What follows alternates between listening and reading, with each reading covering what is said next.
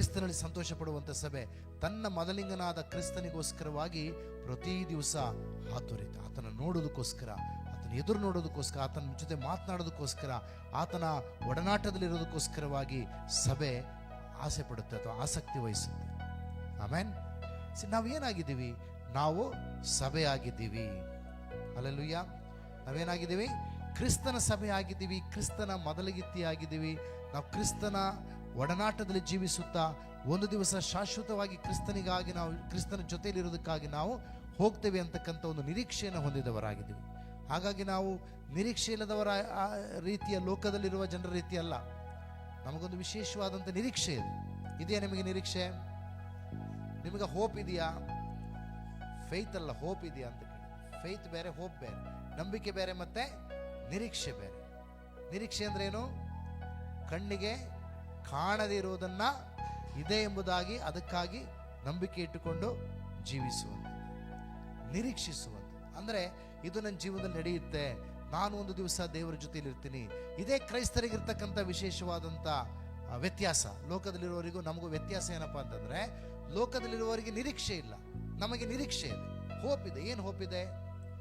ನಾವು ಒಂದು ದಿವಸ ದೇವರ ಜೊತೆಯಲ್ಲಿ ಇರ್ತೀವಿ ಅಂತಕ್ಕಂಥದ್ದು. ಹಲ್ಲೆಲೂಯಾ. ನಾವು ಈ ಸಮಯದಲ್ಲಿ ಪ್ರಾರ್ಥನೆ ಮಾಡೋಣ.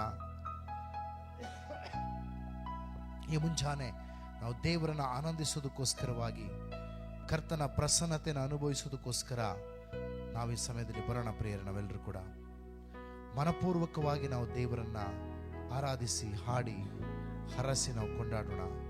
ಈ ವರ್ಷದ ಕೊನೆಯ ದಿನದಲ್ಲಿ ಭಾನುವಾರ ನಾವು ಬಂದಿದ್ದೀವಿ. 31ನೇ ತಾರೀಕು ನಾವು ವರ್ಷದ ಕೊನೆಯ ದಿನವನ್ನು ನಾವು ಆಚರಣೆ ಮಾಡಲಿಕ್ಕಿದ್ದೇವೆ. ಅಂದರೆ ವರ್ಷದಲ್ಲಿ ಕೊನೆಯ ಭಾನುವಾರ ನಾವು ದೇವರ ಸನ್ನಿಧಾನದಲ್ಲಿ ನಾವು ಬಂದಿರುವಾಗ ನಾವು ಕರ್ತನಿಗೆ ಕೃತಜ್ಞತೆ ಸಲ್ಲಿಸೋಣ. ಕಳೆದ ದಿನಗಳಲ್ಲಿ ಎಷ್ಟೋ ನಮ್ಮ ಜೀವನದಲ್ಲಿ ಏಳುಗಳು, ಬೀಳುಗಳು, ಕೊರತೆಗಳು, ಸಮಸ್ಯೆಗಳು, ಅನಾರೋಗ್ಯಗಳು, ಹೋರಾಟಗಳು, ಇನ್ನು ಅನೇಕ ಸಂಗತಿಗಳನ್ನು ನಾವು ಎದುರಿಸಿದಾಗ್ಯೂ ಕೂಡ ಎಲ್ಲ ಪರಿಸ್ಥಿತಿಗಳಲ್ಲಿ ದೇವರು ನಮ್ಮನ್ನು ರಕ್ಷಿಸಿದ್ದಾನೆ, ದೇವರು ನಮ್ಮನ್ನು ಕಾಪಾಡಿದ್ದಾನೆ. ಅನೇಕ ನಿರಾಶೆಗಳು, ದುಃಖಗಳು, ಬೇಸರಗಳು ಬಂದ ಸಮಯ, ಅನೇಕ ಶೋಧನೆಗಳು ಬಂದ ಸಮಯ, ಅನೇಕ ಕಣ್ಣೀರಿನ ಸಮಯ, ಅನೇಕ ಕೈ ಬಿಡಲ್ಪಟ್ಟ ಸ್ಥಿತಿಯೇ, ಇಂಥ ಎಲ್ಲದರಲ್ಲಿ ಕೂಡ ದೇವರು ನಮ್ಮನ್ನು ಆತನು ಕಾಪಾಡಿದ್ದಾನೆ, ರಕ್ಷಿಸಿದ್ದಾನೆ. ಅದೆಲ್ಲದಕ್ಕಾಗಿ ನಾವು ಕರ್ತನಿಗೆ ಕೃತಜ್ಞತೆಯನ್ನು ಸಲ್ಲಿಸುತ್ತಾ, ಸ್ತೋತ್ರವನ್ನು ಸಲ್ಲಿಸುತ್ತಾ, ಆತನ ನಾಮವನ್ನು ನಾವು ಮೇಲಕ್ಕೆತ್ತುತ್ತಾ ಹೃದಯಾಂತರಾಳದಿಂದ ನಾವು ಆತನಿಗೆ ಸ್ತೋತ್ರವನ್ನು ಸಲ್ಲಿಸೋಣ, ಮಹಿಮೆ ಸಲ್ಲಿಸೋಣ. ಆತನ ಒಳ್ಳೆತನ, ಆತನ ನಂಬಿಗಸ್ತಿಕೆಯನ್ನು ವರ್ಣಿಸೋಣ. ಆತನ ಜೊತೆ ನಾವು ಮಾತನಾಡೋಣ. ಎಲ್ಲರೂ ಕೂಡ ನಾವು ಸ್ವರಗಳನ್ನೆತ್ತಿ 1 ನಿಮಿಷ 60 ಸೆಕೆಂಡ್ಗಳ ಕಾಲ ನಾವು ಎಡಬಿಡದೆ ನಮ್ಮ ತುಟಿಗಳನ್ನು ತೆರೆದು ನಾವು ಕರ್ತನಿಗೆ ಸ್ತೋತ್ರ ಸಲ್ಲಿಸೋಣ. ಆತನ ನಾಮವನ್ನು ಮೇಲಕ್ಕೆತ್ತೋಣ. ಆತನನ್ನು ವರ್ಣಿಸಿ, ನಮ್ಮ ಮೊದಲಿಂಗನನ್ನು ವರ್ಣಿಸೋಣ. ಹೇಗೆ ಮೊದಲಗಿತ್ತಿ ತನ್ನ ಮೊದಲಿಂಗನನ್ನ, ಏಕೈಕ ಮೊದಲಿಂಗನನ್ನ ನಿಶ್ಚಯ ಮಾಡಿಕೊಂಡಂತ ಆ ಮೊದಲಿಂಗನನ್ನ ವರ್ಣಿಸುತ್ತಾಳೋ, ಅದೇ ರೀತಿ ನಾವು ಈ ಸಮಯದಲ್ಲಿ ನಮ್ಮ ಮೊದಲಿಂಗನಾದ ಯೇಸು ಕ್ರಿಸ್ತನನ್ನ ವರ್ಣಿಸೋಣ. ಆತನ ಮಹಿಮೆ, ಆತನ ಒಳ್ಳೆತನ, ಆತನ ಕೃಪೆ, ಆತನ ಕರುಣೆ, ಆತನ ನಂಬಿಗಸ್ತಿಕೆ, ಆತನ ಸಹಾಯ, ಅದೆಲ್ಲವನ್ನು ಕೂಡ ನಾವು ವರ್ಣಿಸಿ ನಾವು ಆತನಿಗೆ ಸ್ತೋತ್ರವನ್ನು ಸಲ್ಲಿಸೋಣ ಈ ಸಮಯದಲ್ಲಿ. ಹಾಲೆಲೂಯಾ. ಸ್ತೋತ್ರವಾಗಲಿ ರಾಜ, ಸ್ತೋತ್ರವಾಗಲಿ, ಸ್ತೋತ್ರವಾಗಲಿ, ಸ್ತೋತ್ರ. ಈ ವರ್ಷ ಮುಗಿಯುತ್ತೆ ಪ್ರಿಯರೇ, ಇನ್ನೊಂದು ಹೊಸ ವರ್ಷ ಬರುತ್ತೆ. ಆದರೆ ನಮ್ಮ ಜೀವಿತಗಳಲ್ಲಿ ಹೊಸತನ ದೇವರು ತರುವಾತನಾಗಿದ್ದಾನೆ. ನಮ್ಮ ಜೀವನದಲ್ಲಿ ಪರಿಶುದ್ಧ ಆತ್ಮನ ಹೊಸತನವನ್ನು ತರೋದಕ್ಕಾಗಿ ಬಯಸುವಾತನಾಗಿದ್ದಾನೆ. ಪರಿಶುದ್ಧ ಆತ್ಮ ನಮ್ಮನ್ನು ನವೀಕರಿಸುವುದಕ್ಕಾಗಿ ಬಯಸುವಾತನಾಗಿದ್ದಾನೆ.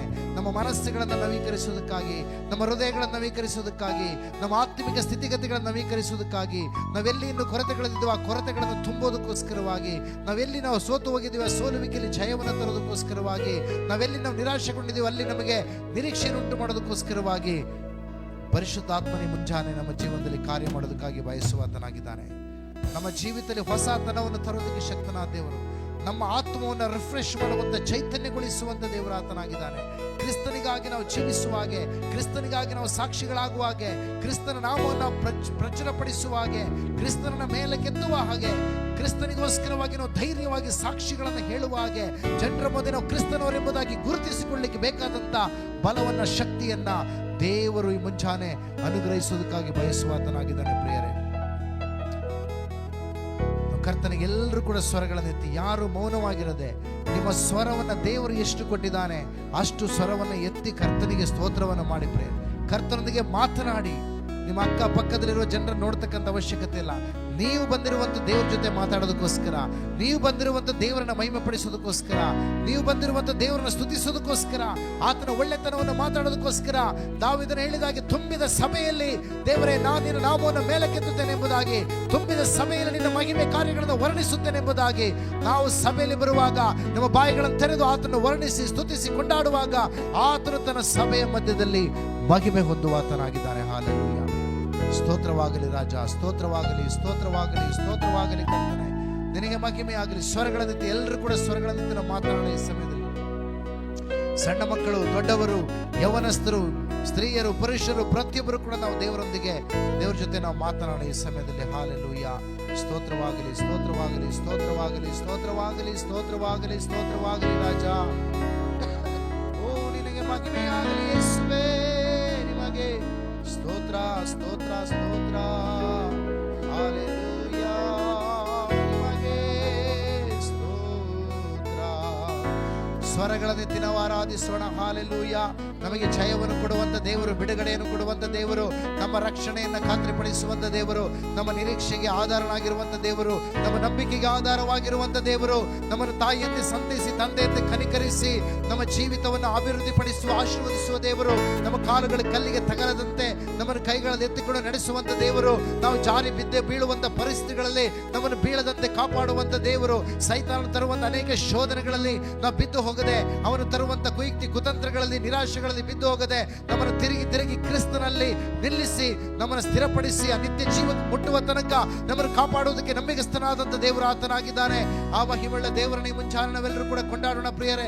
ನಮಗೆ ಕೊಟ್ಟಿರುವಂತ ನಿರೀಕ್ಷೆ, ನಾವು ಹೊಂದಿರುವಂತ ನಿರೀಕ್ಷೆ, ಆ ನಿರೀಕ್ಷೆಯನ್ನು ಮುಟ್ಟುವ ತನಕ ನಮ್ಮನ್ನು ಕಾಯುವುದಕ್ಕೆ ಆತನೇ ಶಕ್ತನಾಗಿದ್ದಾನೆ.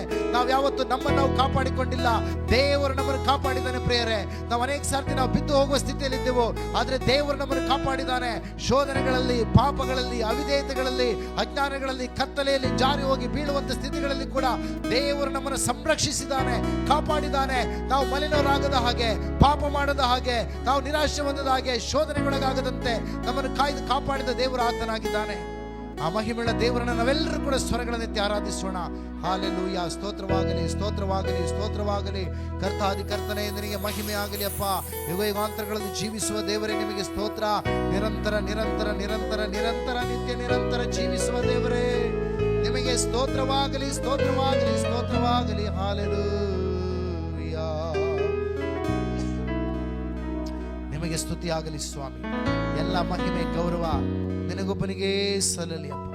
ನೀನು ಮಹಿಮೆ ಹೊಂದಿ ಸ್ವಾಮಿ. ಎಲ್ಲ ಮಹಿಮೆ ನಿನಗುಂಟಾಗಲಿ ಯೇಸುವಿನ ನಾಮದಲ್ಲಿ ತಂದೆ, ಆಮೆನ್. Hallelujah, hallelujah. ದೇವರ ವಾಕ್ಯ ಹೇಳ್ತೇನೆ ಅಂತಂದ್ರೆ, ದೇವರ ವಾಕ್ಯದಲ್ಲಿ ಅಂದ್ರೆ ಕೆಲವರು ಈ ರೀತಿಯಲ್ಲಿ ಒಂದು ಅಂದಾಜು ಮಾಡ್ತಾರೆ ಅಂತಂದ್ರೆ 365 ಬಾರಿ ದೇವರ ವಾಕ್ಯದಲ್ಲಿ ಭಯಪಡಬೇಡ ಎಂಬುದಾಗಿ ಬರೆಯಲ್ಪಟ್ಟಿದೆ. ನಾಟ್ ಎಕ್ಸಾಕ್ಟ್ಲಿ 365, ಬಟ್ 365ಕ್ಕಿಂತ 60 ಹೆಚ್ಚು ಬಾರಿ ಇದೆ.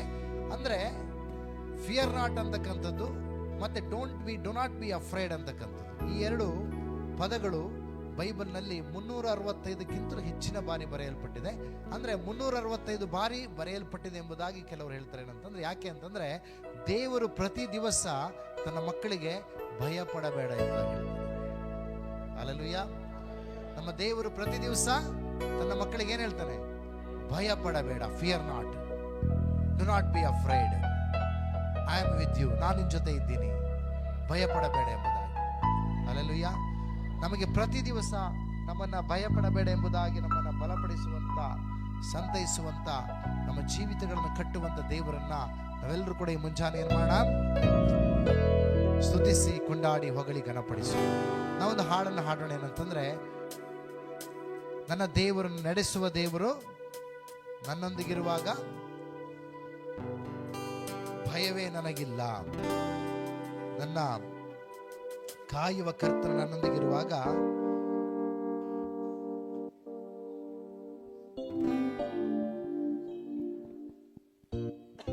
ನಂಬುವ ದೇವರು ನನ್ನೊಡನೆ ಇರುವಾಗ ನನಗೆ ಆಶ್ರಯ ಆತನು, ಕಳವಳ ನನಗಿಲ್ಲ ಎಂಬುದಾಗಿ. ಆಮೆನ್. ಹಾಡೋಣವೇ ಹಾಡೋಣ. ಹಲ್ಲೆಲೂಯಾ. ನಂಬುವ ದೇವರು ನನ್ನೊಂದಿಗಿರುವಾಗ ಕಳವಳ ನನಗಿಲ್ಲ, ಭಯ ನನಗಿಲ್ಲ ಎಂಬುದಾಗಿ. ಚಪ್ಪಾಳೆ ತಟ್ಟದೆಲ್ಲರೂ ಭಯವಿಲ್ಲ ನನಗೆ, ಯಾಕೆಂದ್ರೆ ಯೇಸು ಲೋಕವನ್ನು ಜಯಿಸಿದ ಯೇಸು ನನ್ನೊಂದಿಗಿದ್ದಾನೆ, ಪಾಪವನ್ನು ಜಯಿಸಿದ ಯೇಸು ನನ್ನೊಂದಿಗಿದ್ದಾನೆ, ಸೈತಾನವನ್ನು ಜಯಿಸಿದ ಯೇಸು ನನ್ನೊಂದಿಗಿದ್ದಾನೆ ಎಂಬುದಾಗಿ.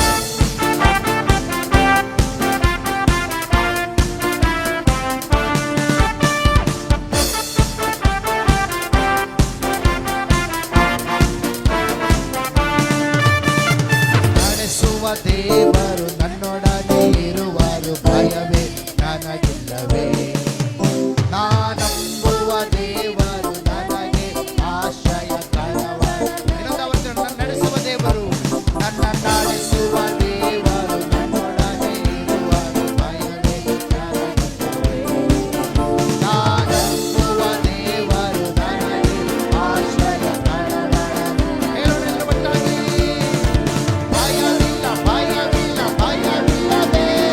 ನನಗಾಗಿ ಕರ್ತನಿರಲು ಭಯವಿಲ್ಲವೋ, ಭಯವಿಲ್ಲವೇ.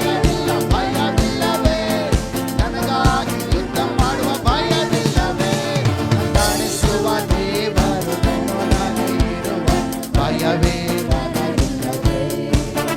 ನಾನಂಬುವ ದೇವರು ನನಗೆ ಆಶ್ರಯ, ಕಳವಳ ನನಗಿಲ್ಲವೇ. ಚಪ್ಪಾಳೆ. ಚಿಕ್ಕ ಹಿಂಡೆ ನಿನ್ನ ಹೆದರದಿರು ಎಂಬುದಾಗಿ ಧೈರ್ಯಪಡಿಸಿದ ದೇವರಾತನಾಗಿದ್ದಾನೆ. ಚಿಕ್ಕ ಹಿಂಡೆ ನೀ ಹೆದರದಿರು, ಕರ್ತನೆಂದು ನಮ್ಮ ಸಹಾಯಕನೇ. ಚಿಕ್ಕ ಹಿಂಡೆ ನೀ ಹೆದರದಿರು, ಕರ್ತನೆಂದು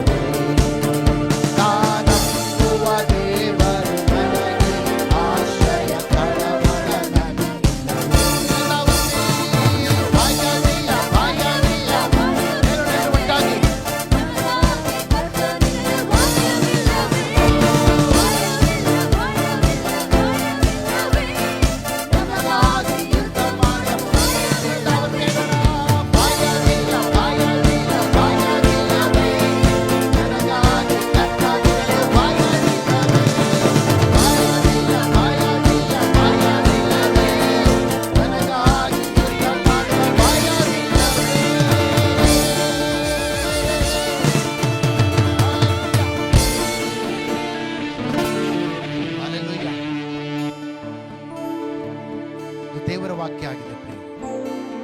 ಇದು ಯಾರೋ ಮನುಷ್ಯರು ಹೇಳಿರುವಂತ ವಿಚಾರ ಅಲ್ಲ. ಇದು ಯಾರು ಹೇಳಿರುವಂತ ಮಾತಿದು? ಭೂಮಿ ಆಕಾಶ ಉಂಟು ಮಾಡಿದಂತ ಸರ್ವಶಕ್ತನಾದ ದೇವರು ತಾನೇ ಹೇಳಿರುವಂತ ಮಾತು. ಇವನು ಯೆಹೋಶುವನು ಮೋಶೆ ಸತ್ತ ನಂತರ ಹೇಗೆ ಆತನು ಮುಂದೆ ಹೋಗಬೇಕೆಂಬುದಾಗಿ ಆತನು ಯೋಚನೆ ಮಾಡ್ತಾ ಕೂತಿರ್ತಾನೆ. ಅಂದ್ರೆ ಯೆಹೋಶುವನಿಗೆ ಮೋಶೆ ಆಲ್ರೆಡಿ ಅವನಿಗೆ ತನ್ನ ಉತ್ತರಾಧಿಕಾರವನ್ನು ಆತನು ಕೊಟ್ಟಿರ್ತಾನೆ ಮತ್ತು ದೇವರು ತಾನೇ ಮೋಶೆಗೆ ಹೇಳಿರ್ತಾನೆ, ನಿನ್ನ ನಂತರ ಯೆಹೋಶುವನು ಈ ಜನರನ್ನ ಕಾನಾನ್ ದೇಶಕ್ಕೆ ನಡೆಸ್ಕೊಂಡು ಹೋಗ್ತಾನೆ ಎಂಬುದಾಗಿ. ಇದು ವಾಗ್ದಾನ ಆಲ್ರೆಡಿ ಯೆಹೋಶುವನಿಗೆ ಮೋಶೆಯ ಮೂಲಕವಾಗಿ ಹೇಳಲ್ಪಟ್ಟಿತ್ತು. ದೇವರು ಕೂಡ ಹೇಳಿದ್ದಾನೆ ಏನಂತಂದ್ರೆ, ಈ ಜನರನ್ನ ಕಾನಾನ್ ದೇಶಕ್ಕೆ ಸೇರಿಸುವರು ಯಾರು? ಯೆಹೋಶುವನೆಂಬುದಾಗಿ. ಆದರೂ ಸಹ ಮೋಶೆ ಸತ್ತ ನಂತರ ಯೆಹೋಶುವನು ಮತ್ತೆ ಜನರು ಮುಂದೆ ದೇವರು ವಾಗ್ದಾನ ಮಾಡಿದ್ದಾನೆ, ಬಟ್ ಈಗ ಮುಂದೆ ಹೋಗೋದು ಹೇಗೆ ಎಂಬುದಾಗಿ ಅವರು ಯೋಚನೆ ಮಾಡ್ತಾ ಇರ್ತಾರೆ. ಒಂದು ರೀತಿಯಲ್ಲಿ ಅವರು ಪ್ರಾರ್ಥನೆ ಮಾಡ್ತಾ ಇರ್ತಾರೆ. ಆಗ ದೇವರು ಯೆಹೋಶುವನಿಗೆ ಹೇಳ್ತಾರೆ ಅಂತಂದ್ರೆ, ನಾನು ಮೋಶೆ ಸಂಗಡ ಇದ್ದ ಹಾಗೆ ನಿನ್ನ ಸಂಗಡ ಕೂಡ ಇರ್ತೇನೆ. ಆಮೇಲೆ ನೀನು ಭಯಪಡಬೇಡ, ನೀನು ಭಯಪಡಬೇಡ ಎಂಬುದಾಗಿ. ಹಲ್ಲೆಲೂಯಾ. ಯೆರೆಮೀಯನಿಗೆ ದೇವರು ಹೇಳ್ತಾನೆ ಏನಂತ? ನೀನು ಭಯಪಡಬೇಡ. ನೀನು ಭಯ ಪಟ್ರೆ ನಾನೇನ್ ಮಾಡ್ತೀನಿ? ಭಯಪಟ್ರೆ ಏನ್ ಮಾಡ್ತೀನಿ? ಶತ್ರುಗಳ ಮುಂದೆ ನಾನು ನಿನ್ನನ್ನು ಭಯಪಡುವ ಹಾಗೆ ಮಾಡಿಬಿಡ್ತೀನಿ. ಆದ್ರೆ ನೀನು ಭಯಪಡಬಾರದೆಂಬುದಾಗಿ. ಹಲ್ಲೆಲೂಯಾ. ಹಾಗಾಗಿ ದೇವರು ನಮಗೆ ವಾಗ್ದಾನ ಮಾಡುವಂಥದ್ದು ಏನಂತಂದ್ರೆ, ನಾವು ಭಯ ಪಡಬಾರದೆಂಬುದಾಗಿ. ಹಲ್ಲೆಲೂಯಾ. ದೇವರಿಗೆ ಸ್ತೋತ್ರ ಆಗಲಿ. ಈ ಸಮಯದಲ್ಲಿ ಇನ್ನೊಂದು ಹಾಡನ್ನು ಹಾಡುತ್ತಾ ನಾವು ದೇವರನ್ನ ಮಹಿಮೆ ಪಡಿಸೋಣ. ಸೇನಾವಂಕ ಯೆಹೋವಾ ಹಮಾರೆ ಸಂग संग है, याकूब की परमेश्वर हमारा ऊंचा गढ़ है.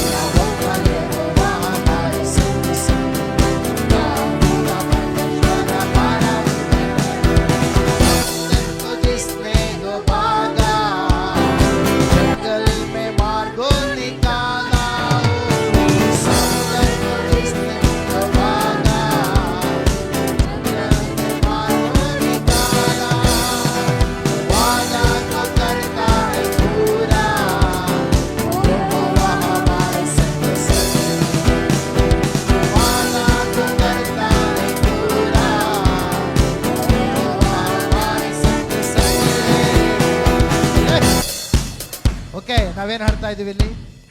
ನಾವೇನು ಹಾಡ್ತಾ ಇದೀವಿ ಅಂದ್ರೆ, ಇದು ಚರಣ ಏನಿದೆ, ಅದು ಸಮುದ್ರಕ್ಕೂ ಜಿಸ್ನೆ, ಅಂದ್ರೆ ಸಮುದ್ರವನ್ನ ಇಬ್ಬಾಗ ಮಾಡಿದ ಆತನು ಮತ್ತೆ ಜಂಗಲಲ್ಲಿ ಅರಣ್ಯದಲ್ಲಿ ಮಾರ್ಗವನ್ನು ಮಾಡಿದ ಆತನು ಎಂಬುದಾಗಿ. ಪ್ರಿಯರೇ, ಏನಂತಂದ್ರೆ ಈ ಒಂದು ವಚನ ದೇವರು ಇಸ್ರಾಯೇಲರ ಜೀವನದಲ್ಲಿ ಮಾಡಿದಂತ ಒಂದು ಕಾರ್ಯ. ಇಸ್ರಾಯೇಲರಿಗೆ ದೇವರು ಯಾವ ರೀತಿ ನಡೆಸಿದ್ದಾನೋ ಅದೇ ರೀತಿ ಹೊಸ ಒಡಂಬಡಿಕೆಯಲ್ಲಿ ಕೂಡ ನಾವು ಆತ್ಮಿಕ ವಲಯದಲ್ಲಿದ್ದೇವೆ, ಅವರು ಭೌತಿಕ ವಲಯದಲ್ಲಿದ್ದರು. ಅಷ್ಟೇ ವ್ಯತ್ಯಾಸ. ಅವರು ಭೌತಿಕ ವಲಯದಲ್ಲಿದ್ದರು, ನಾವು ಆತ್ಮಿಕ ವಲಯದಲ್ಲಿದ್ದೇವೆ. ಅವರು ಭೌತಿಕ ವಲಯದಲ್ಲಿದ್ದಾಗಲೂ ಕೂಡ ಅವರು ಆತ್ಮಿಕವಾಗಿ ನಡೆಯಬೇಕಾಗಿದ್ದ ಹೊರತು ಭೌತಿಕವಾಗಿ ನಡೆಯಲಿಕ್ಕೆ ಆಗಲಿಲ್ಲ. ಯಾಕೆ ಅಂತಂದ್ರೆ ಇಸ್ರಾಯೇಲರನ್ನ ದೇವರು ಐಗುಪ್ತ ದೇಶದಿಂದ, ಈಜಿಪ್ಟ್ ದೇಶದಿಂದ ಬಿಡುಗಡೆ ಮಾಡಿದ್ರಲ್ವಾ. ಬಿಡುಗಡೆ ಮಾಡುವಾಗ ಅಲ್ಲಿ ಈಜಿಪ್ಟ್ ದೇಶದವರು ತನ್ನ ಸ್ವಂತ ಶಕ್ತಿಯಿಂದ ಈಜಿಪ್ಟ್ ದೇಶವನ್ನು ಬಿಟ್ಟು ಬರುವಂತ ಸಾಮರ್ಥ್ಯ ಅವರಿಗಿತ್ತ? ಇರಲಿಲ್ಲ. ಆಗ ದೇವರು ಅದ್ಭುತವಾದ ರೀತಿಯಲ್ಲಿ ಅವರನ್ನ ಈಜಿಪ್ಟ್ ದೇಶದಿಂದ ಅವರನ್ನ ಬಿಡುಗಡೆ ಮಾಡಿದ. ಅಂದ್ರೆ ಈಜಿಪ್ಟ್ ದೇಶದ ಜನರೇ ಅವರನ್ನ ಇವರು ಹೋಗಲಿ ಎಂಬುದಾಗಿ ಒತ್ತಾಯ ಮಾಡಿ ಅವರನ್ನು ಕಳಿಸೋ ತರ ಅವರ ಕಾರ್ಯ ಮಾಡಿದರು.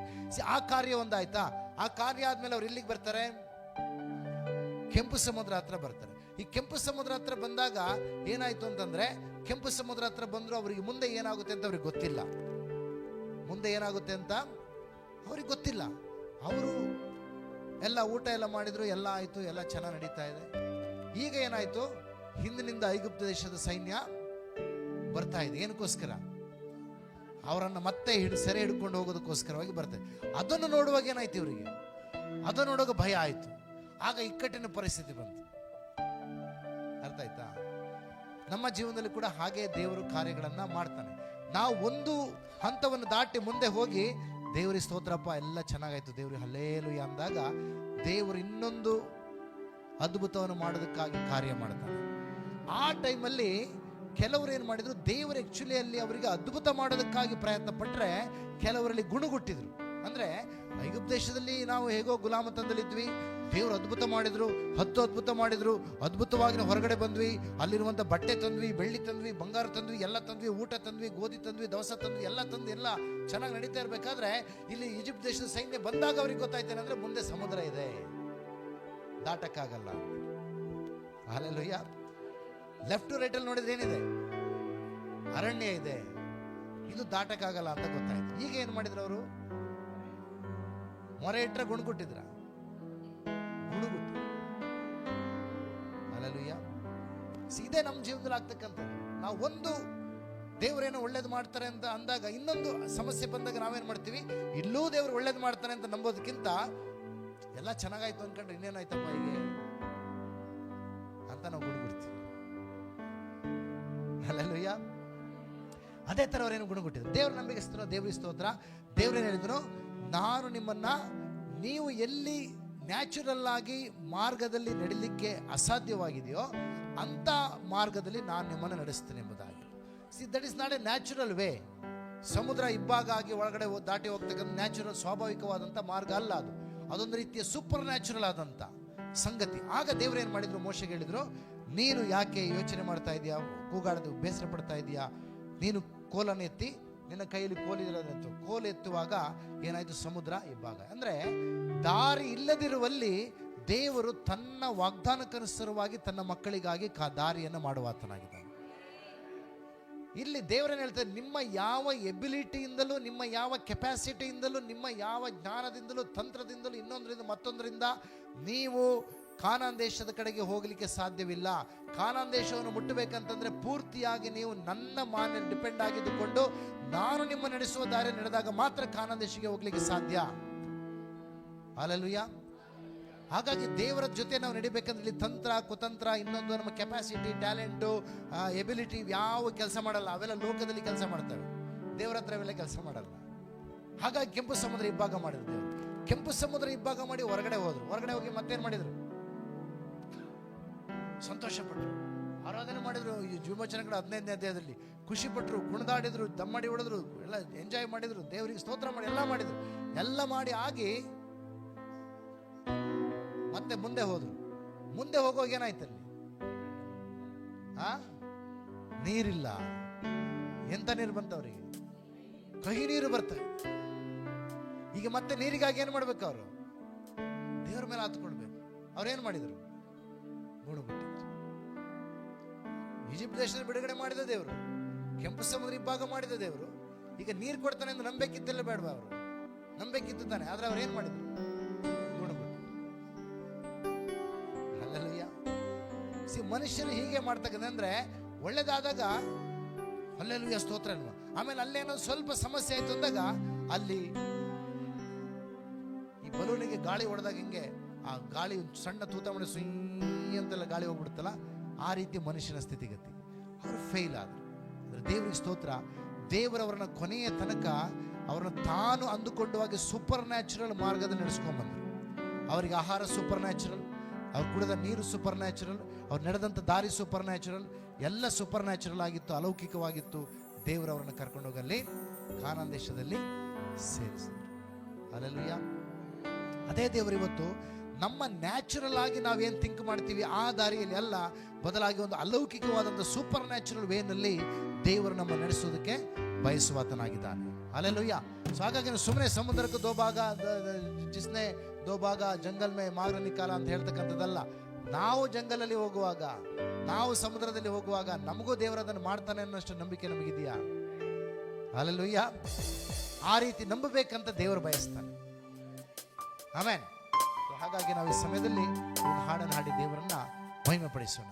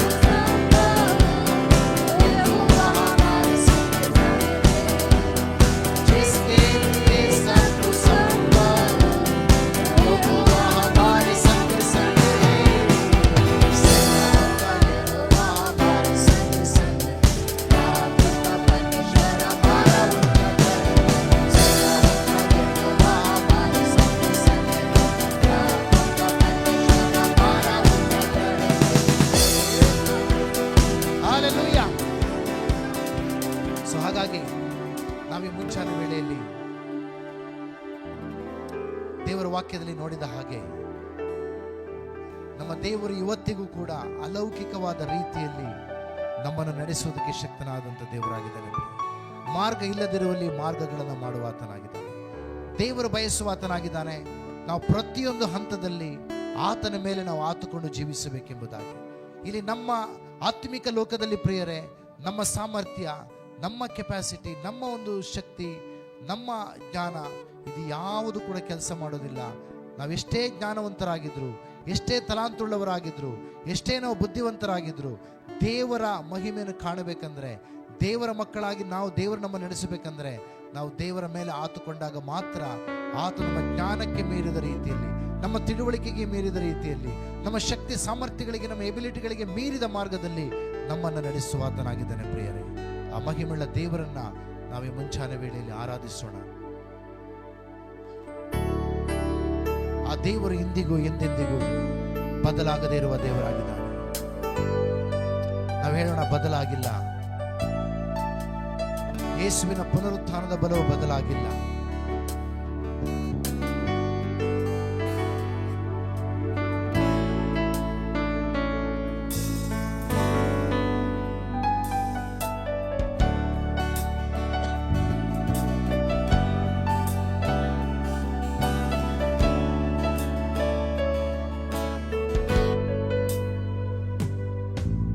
ಇಂದಿಗೂ ಎಂದೆಂದಿಗೂ ಬದಲಾಗದ ಯೇಸು.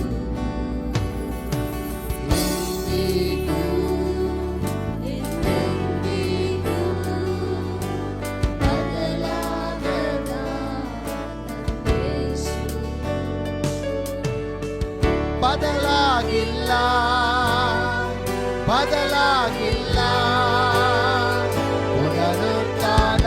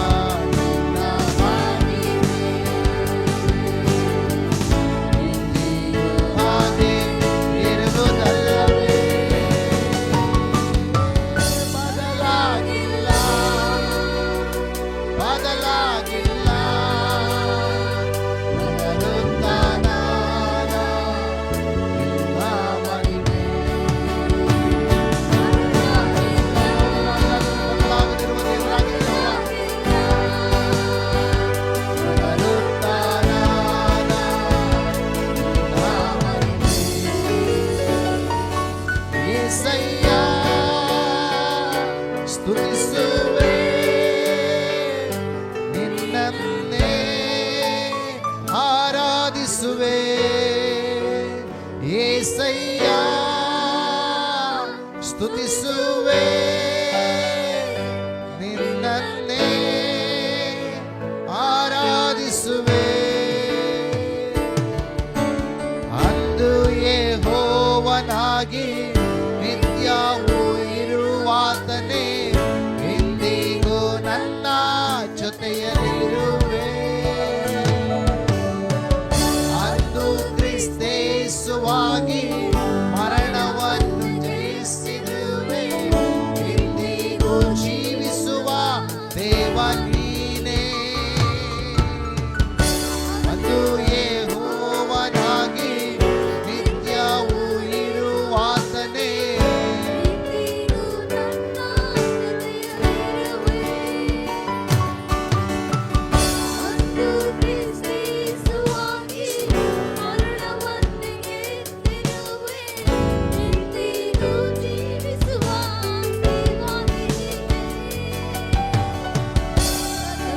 ಆಗದ ನಿನ್ನ ಮಹಿಮೆ ಎಂದಿಗೂ ಹಾಗೆ ಇರುವುದಲ್ಲವೇ ಬದಲಾಗದ ನಿನ್ನ ಮಹಿಮೆ ಎಂದಿಗೂ ಹಾಗೆ ಇರುವುದಲ್ಲವೇ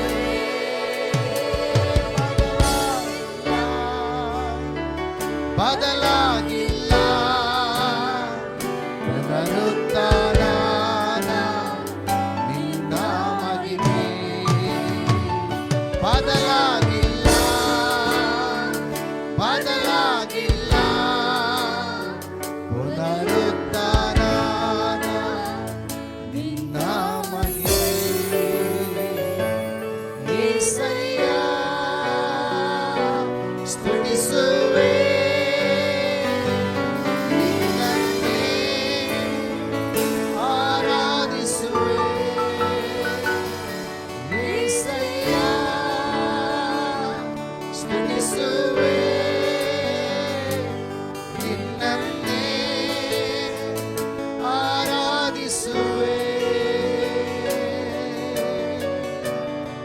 ಹೌದು ಸ್ವಾಮಿ, ಕರ್ತನೇ ನಿಮ್ಮನ್ನು ಆರಾಧಿಸುವರಾಗಿದ್ದೇವೆ.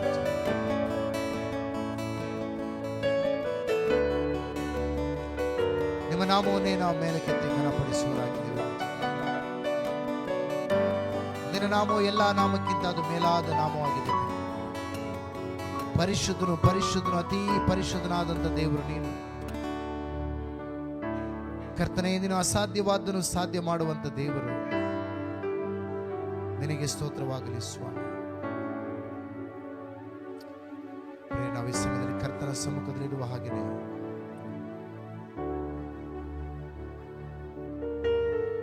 ನಾವು ಪ್ರಾರ್ಥನೆ ಮಾಡೋಣ.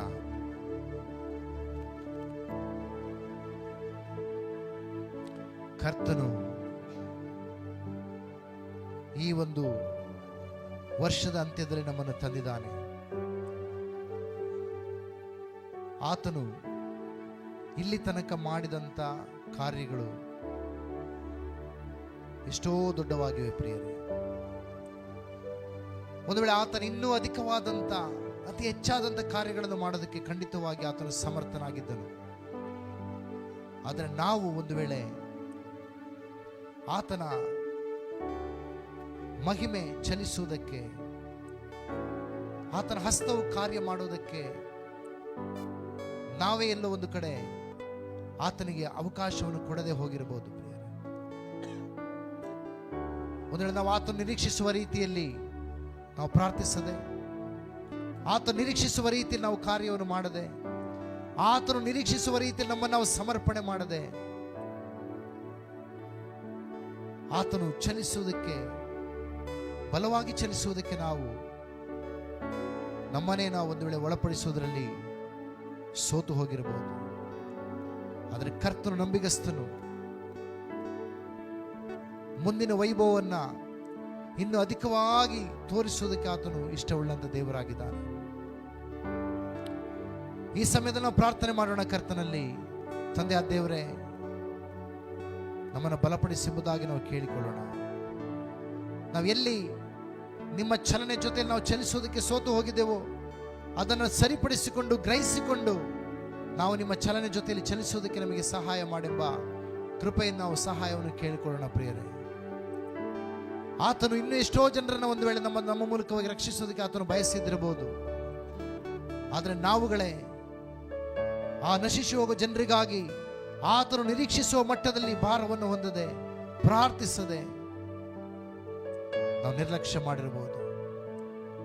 ಅದನ್ನು ಕರ್ತನ ಹತ್ರ ನಾವು ಕೇಳೋಣ. ಕರ್ತನೆ, ಈ ವರ್ಷದ ಅಂತ್ಯಕ್ಕೆ ನಾವು ಬಂದಿದ್ದೇವೆ. ಕೆಲವೇ ದಿನಗಳಲ್ಲಿ ವರ್ಷ ಮುಗಿಯುತ್ತೆ, ನಾವು ಹೊಸ ವರ್ಷ ಬರುತ್ತೆ, ಹೊಸ ವಾರ ಬರುತ್ತೆ, ಹೊಸ ತಿಂಗಳು ಬರುತ್ತೆ. ಸ್ವಾಮಿ, ನಾವು ಇದ್ದ ಸ್ಥಿತಿಯಲ್ಲಿ ನಾವಿರದೆ ನಾವು ನಿಮ್ಮ ನಾಮವನ್ನು ಪರಿಣಾಮಕಾರಿಯಾಗಿ ನಾವು ಸಾರುವುದಕ್ಕೆ, ಸೇವಿಸುವುದಕ್ಕೆ, ನಿಮ್ಮ ಚಲನೆಗೆ ನಾವು ಅನುಕೂಲ ಮಾಡುವಂತೆ ನಮಗೆ ಕೃಪೆ ಮಾಡಿ ಎಂಬುದಾಗಿ ನಾವು ಕೇಳೋಣ. ಯಾರಾದರೊಬ್ಬರು ಪ್ರಾರ್ಥನೆ ಮಾಡಿ ಈ ಸಮಯದಲ್ಲಿ.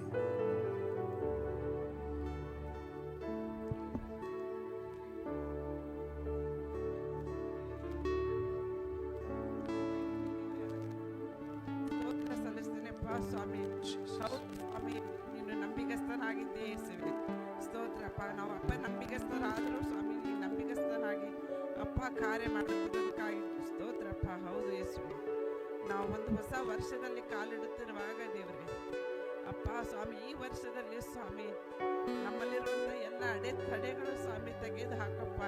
ನಿನ್ನ ಚಲನೆಗೆ ಸ್ವಾಮಿ ನಮ್ಮ ಕಾರ್ಯವು, ನಮ್ಮ ಅಲಸ್ಯವು, ನಮ್ಮ ಬೇಸರ, ಸೋಮಾರ್ತನ ಅಡ್ಡಿಯಾಗಿದ್ದರೆ ದೇವರೇ ಎಲ್ಲರ ಜೀವಿತದಿಂದ, ನನ್ನ ಜೀವಿತದಿಂದ ತೆಗೆದು ಹಾಕಪ್ಪ.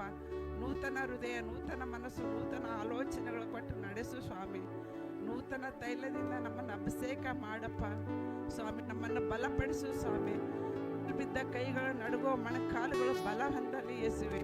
ನಿನಗೆ ಸ್ತೋತ್ರಪ್ಪ ಸ್ವಾಮಿ. ಏಸಯ್ಯ, ತಿಮೋಥನಿಗೆ ಸ್ವಾಮಿ ಪೌಲನು ಹೇಳಿದ ಹಾಗೆ ಎಲ್ಲರೂ ಸ್ವಕಾರ್ಯದಲ್ಲಿ ಮನಸ್ಸಿಡುತ್ತಾರೆ. ತಿಮೋಥನನ್ನು ಒಂದು ದೇವರ ರಾಜ್ಯದಲ್ಲಿ ಆತನು ಮನಸ್ಸಿಟ್ಟಿದ್ದಾನೆ ಅಪ್ಪ ಹೇಳುವಾಗ, ಹೌದು ಕರ್ತನೆ, ನಮ್ಮ ಸ್ವಕಾರ್ಯದಲ್ಲಿ ನಾವು ಮನಸ್ಸಿಟ್ಟು ಸೋತು ಹೋಗಿದ್ದೇವೆ ಸ್ವಾಮಿ. ಅಪ್ಪ ಸ್ವಾಮಿ, ನಿನ್ನ ಕಾರ್ಯದಲ್ಲಿ ನಮ್ಮ ಮನಸ್ಸುಗಳು ದೇವರೇ ನೆಲೆಗೊಳ್ಳಲಿ ಸ್ವಾಮಿ. ಎಸ್ಸಯ್ಯ, ನಮ್ಮ ಭೂಲೋಕದ ಸ್ವಾಮಿ ಎಲ್ಲವೂ ಸ್ವಾಮಿ ಒಂದು ದಿವಸ ನಶಿಸಿ ಹೋಗುವಂಥದ್ದಾಗಿದೆ ದೇವ್ರೆ. ಆದರೆ ನಿನ್ನ ರಾಜ್ಯದ ಕಾರ್ಯ ಅವು ಅಂತೆ ಇಲ್ಲ ದೇವ್ರೆ. ಅದಕ್ಕಾಗಿ ಸ್ತೋತ್ರ. ನಿನ್ನ ಕಾರ್ಯದಲ್ಲಿ ನಾವು ಮನಸ್ಸಿಟ್ಟು ನಮ್ಮ ಓಟವನ್ನು ಸುರಕ್ಷಿತ ಓಡುವಂತೆ, ದೇವರ ರಾಜ್ಯಕ್ಕಾಗಿ ನೀತಿಗಾಗಿ ತವಕ ಪಡುವಂತೆ, ಪ್ರಾರ್ಥನೆ ವೀರರಾಗಿ ನಾವು ಮಾರ್ಪಡುವಂತೆ, ಆರಾಧಕರಾಗಿ ಸುವಾರ್ತಿಕರಾಗಪ್ಪ ನಿನ್ನ ಹೊಲದಲ್ಲಿ ನಂಬಿಗಸ್ತರಾಗಿ ನಾವು ಕೆಲಸ ಮಾಡುವಂತೆ ನಮಗೆ ಸಹಾಯ ಮಾಡು ದೇವ್ರೆ. ಅಪ್ಪ, ನಾವು ಕಣ್ಣೆತ್ತಿ ಪರ್ವತ ಕಡೆಗೆ ನೋಡುತ್ತೇವೆ ದೇವ, ನಮಗೆ ಸಹಾಯ ಎಲ್ಲಿಂದ ಬರ್ತದೆಪ್ಪ? ಭೂಮಿ ಆಕಾಶಗಳನ್ನು ಉಂಟು ಮಾಡಿದ ಯೆಹೋವನೇ ನಿನ್ನಿಂದಲೇ ದೇವ್ರೆ. ನಮ್ಮ ಸೋಲಿಕೆಗಳು ತೆಗೆದು ಹಾಕಪ್ಪ, ನಮ್ಮ ಬೀಳಿಗೆ ತೆಗೆದು ಹಾಕು ಸ್ವಾಮಿ. ನಮ್ಮನ್ನು ಚೈತನ್ಯ ಪಡಿಸು ಸ್ವಾಮಿ. ಹದ್ದಿನ ಹಾಗೆ ನಮ್ಮೆಲ್ಲರಿಗೆ ಯೌವನ ಬರ ಮಾಡು ರಾಜ್ಯ. ನಿನ್ನ ರಾಜ್ಯವನ್ನು ಕಟ್ಟಲು ನಾವು ಜೀವಂತ ಕಲ್ಲಾಗುವಂತೆ ನಮಗೆ ಸಹಾಯ ಮಾಡು ದೇವ್ರೆ. ಅಪ್ಪ, ನಮ್ಮ ಮನಸ್ಸು ನಿನ್ನಲ್ಲಿ ನೆಲೆಗೊಳ್ಳಲಿ, ನಮ್ಮ ಆಲೋಚನೆ ನಿನ್ನದಾಗಲಿ ಸ್ವಾಮಿ. ಅಪ್ಪ ಸ್ವಾಮಿ, ನಿನ್ನ ವಾಕ್ಯವು ಕಾಲಿಗೆ ದೀಪವು, ದಾರಿಗೆ ಬೆಳಕಾಗಿದೆ ರಾಜ್ಯ. ನಾವು ಬೆಳಕಾಗಬೇಕು ಏಸಯ್ಯ. ಅಪ್ಪ, ನಾವು ಉಪ್ಪಾಗಬೇಕು ಸ್ವಾಮಿ. ನಿನಗೆ ಸ್ತೋತ್ರಪ್ಪ ಸ್ವಾಮಿ. ನಾನು ಪ್ರಾರ್ಥಿಸ್ತೀನಪ್ಪ ಈ ಸಭೆಗಾಗಿ ಸ್ತೋತ್ರ ದೇವ್ರೆ. ನಾನು ಸಭೆಯನ್ನು ಕಟ್ಟುತ್ತೇನೆ, ಪಾತಾಳದ ಲೋಕದ ಶಕ್ತಿಯನ್ನು ಜಯಿಸಲಾರದು ದೇವ್ರೆ. ಅಪ್ಪ, ನೀ ಸಭೆಯನ್ನು ಕಟ್ಟಿರುವಾಗ ದೇವ್ರೆ ಪಾತಾಳದ ಲೋಕದ ಶಕ್ತಿಗಳು ಮುರಿದು ನಾಶವಾಗಿ ಹೋಗಲಪ್ಪ. ಈ ಸಭೆ ಒಂದು ತುಂಬ ತುಳುಕೋ ಸಭೆಯಾಗಿ ಮಾಡು ರಾಜ್ಯ. ಆರ ಸ್ವಾಮಿ, ಇಲ್ಲಿ ಯವನಸ್ಥರು ಬರಲಿ ದೇವ್ರೆ, ಗಣ್ಯ ವ್ಯಕ್ತಿಗಳು ಬರಲಿ ದೇವ್ರೆ. ಅಪ್ಪ, ಗೌರ್ಮೆಂಟ್ ಜಾಬ್ದವ್ರಿಗೆ ಬರಲಿ ಯೇಸುವೆ. ಅಪ್ಪ ಸ್ವಾಮಿ, ಉದ್ಯಮದಾರರು ಬರಲಿ, ಬಿಸ್ನೆಸ್ ಮಂದಿಗಳು ಬರಲಿ ದೇವ್ರೆ. ಇದು ಒಂದು ತುಂಬ ತುಳುಕೋ ಸಭೆಯನ್ನಾಗಿ ಮಾಡು ದೇವ್ರೆ. ಅಪ್ಪ ಸ್ವಾಮಿ, ನೀನು ಸಹಾಯ ಮಾಡಪ್ಪ. ಇರುವಂಥ ಮಕ್ಕಳನ್ನು ನೀನು ಬಲಪಡಿಸು ರಾಜ್ಯ. ಅಪ್ಪ, ಇರುವಂಥ ಮಕ್ಕಳಿಗೆ ದೇವರೇ ಚೈತನ್ಯ ಪಡಿಸು. ನಿನ್ನ ರಾಜ್ಯವನ್ನು ಕಟ್ಟಲು ಸ್ವಾಮಿ ಒಂದೊಂದು ಕುಟುಂಬ, ಒಂದೊಂದು ಜೀವಿತ ನೀನು ಉಪಯೋಗಿಸಬೇಕೆಂದು ಪ್ರಾರ್ಥಿಸ್ತೇನೆ ಸ್ವಾಮಿ. ಸಭಾ ಪಾಲಕರಿಗಾಗಿ ಸ್ತೋತ್ರ ದೇವರೇ. ಮಡದಿ ಮಕ್ಕಳಿಗಾಗಿ ಸ್ತೋತ್ರಪ್ಪ ಸ್ವಾಮಿ. ಅವರ ಪ್ರಾರ್ಥನೆ ಕೇಳಲ್ಪಡಲಿ ದೇವರೇ. ಅವರ ಕಾಲಿಡುವ ಜಾಗವಿಲ್ಲ ನಿನಗೆ ಸ್ವಂತದಾಗ್ಲಪ್ಪ. ಕಾಣಬು ಹೆಕ್ಕಲ್ವಾರು ಧ್ವಜ ಹಾರಲಿ ದೇವರೇ. ಅಪ್ಪ ಸ್ವಾಮಿ, ಅವರ ಪ್ರಯಾಸಕ್ಕೆ ದೇವರೇ, ಅವರು ಎಷ್ಟೋ ವರ್ಷದಿಂದ ಗುರುತಿಗಾಗಿ ಮತ್ತೆ ಪ್ರಯಾಸ ಪಡುತ್ತಾ ಇದ್ದಾರೆ ದೇವರೇ. 100ಕ್ಕೆ 100 ಫಲ ಕೊಡುವಂತೆ ಸಹಾಯ ಮಾಡು ದೇವ್ರೆ. ಎಲ್ಲ ಅಡ್ಡಿಗಳು ತೆಗೆದು ಹಾಕುಪ್ಪ ಸ್ವಾಮಿ. ದೇವ್ರೆ ನೀನು ಸಹಾಯ ಮಾಡಬೇಕೆಂದು ಪ್ರಾರ್ಥಿಸ್ತೇನೆ ದೇವ್ರೆ. ನಿನ್ನ ರಕ್ತದ ಬರಟ್ಟು ಕಾಪಾಡು ಸ್ವಾಮಿ. ಯೇಸುವೆ, ಅವರ ಕಾಲಿಡುವ ಜಾಗವು ಸ್ವಾಮಿ ಕಲ್ವಾರ ಧ್ವಜ ಆಗಲಿ, ದೇವನ ಸೈನ್ಯ ಹೇಳಲಿ, ಸುವಾರ್ತಿಗಾಗಿ ಸ್ವಾಮಿ ಜನರ ಹೃದಯಗಳು ತೆರೆಯಲ್ಪಡಲಿ ಅಪ್ಪ. ಅವರ ಬಾಗಿಲುಗಳು ತೆರೆಯಲ್ಪಡಲಿ ದೇವ್ರೆ. ಸೈತಾನ್ ಮಾಡುವಂತ ಎಲ್ಲ ನರಕಾತ್ಮ ಶಕ್ತಿಗಳು, ಪಾತಾಳದ ಲೋಕದ ಶಕ್ತಿಗಳು ಮುರಿದು ನಾಶವಾಗಿ ಹೋಗಲಿ ದೇವ್ರೆ. ನಿನ್ನ ರಾಜ್ಯಕ್ಕೆ ಅಂತ್ಯವೇ ಇಲ್ಲ ಎಸಯ್ಯ. ಅದಕ್ಕಾಗಿ ಸ್ತೋತ್ರಪ್ಪ ಸ್ವಾಮಿ. ನೀ ನಮ್ಮ ಪ್ರಾರ್ಥನೆ ಕೇಳೋದಕ್ಕಾಗಿ ಸ್ತೋತ್ರಪ್ಪ. ನೀ ನಮಗೆ ಜಯವನ್ನು ಕೊಟ್ಟದಕ್ಕಾಗಿ ಸ್ತೋತ್ರಪ್ಪ ಸ್ವಾಮಿ. ಎಲ್ಲ ಸ್ತುತಿ ಘನ ಮಹಿಮೆ ಪ್ರಭಾವ ನಿಮಗುಂಟಾಗಲಿ. ಯೇಸುವಿನ ನಾಮದಲ್ಲಿ ಬೇಡಿ ಹೊಂದಿದ್ದಾನೆ ಪರಲೋಕ ತಂದೆ. ಆಮೇನ್ ಆಮೇನ್. ನಾವೆಲ್ಲರೂ ಕೂಡ ನಮ್ಮ ಸ್ಥಳದಲ್ಲಿ ಕುಳಿತುಕೊಂಡು ನಾವು ಬೇಗನೆ ನಾವು ಕಮ್ಯೂನಿಯನ್ನಲ್ಲಿ ಭಾಗವಹಿಸೋದಕ್ಕಾಗಿ ನಾವು ಹೋಗೋಣ. ನಮಗೆಲ್ಲ ಗೊತ್ತಿದೆ ಏನಂತಂದರೆ, ನಾವು ಈ ಒಂದು ಕಮ್ಯೂನಿಯನ್ನಲ್ಲಿ ಭಾಗವಹಿಸ್ತಕ್ಕಂಥದ್ದು ಇದು ಒಂದು ಸಂಪ್ರದಾಯ ಅಥವಾ ಒಂದು ಧಾರ್ಮಿಕವಾದಂಥ ಒಂದು ಆಚರಣೆ ಅಲ್ಲ. ಬದಲಾಗಿ ಇದು ಕ್ರಿಸ್ತನೊಂದಿಗೆ ನಾವು ಮಾಡಿಕೊಂಡಿರುವಂಥ ಒಂದು ಒಡಂಬಡಿಕೆ. ಈ ಒಡಂಬಡಿಕೆಯನ್ನು ನಾವು ಯೇಸು ಕ್ರಿಸ್ತನಿಗಾಗಿ ನಾವು ಕೊನೆಯ ತನಕ, ನಮ್ಮ ಜೀವನದ ಕೊನೆ ಉಸಿರಿರುವವರೆಗೆ ನಾವು ಯೇಸುವಿಗಾಗಿ ಜೀವಿಸ್ತೇವೆ ಅಂತಕ್ಕಂಥ ಒಂದು ಒಡಂಬಡಿಕೆಯನ್ನು ನಾವು ಮಾಡಿಕೊಂಡಿದ್ದೀವಿ. ಈ ಒಡಂಬಡಿಕೆ ನಾವು